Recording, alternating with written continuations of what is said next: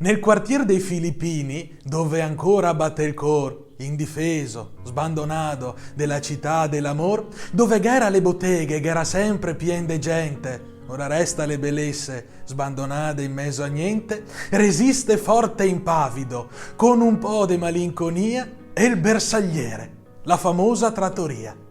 Capitanata dal buon Leo, un moderno ricercator che dà consigli sul futuro da grande imprenditor, uno di quei che in barba agli esperti con un piatto di pasta organizza concerti. Grazie alla pace e alla discrezione, manager e autori da lui sta benon. Tra un piatto di risi e una minestra ben fatta, de festival bar la scaletta l'è preparata. Da lui artisti è come in famiglia, i se lecca i baffi e dopo anche la teia.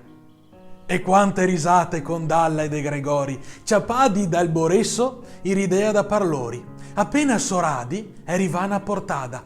Lucio in salsa! E via, un'altra sbogolada. Ma tra gli echi de un tavolo, un fiaca ciaron, capita alle volte de catar la commozione. Come quando Elton John d'improvviso il va a sonar il piano del locale e tutti gli sta a cantare.